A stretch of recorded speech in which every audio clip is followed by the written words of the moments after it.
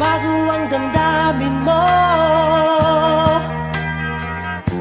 Gusto kong sabihin na mahal pa rin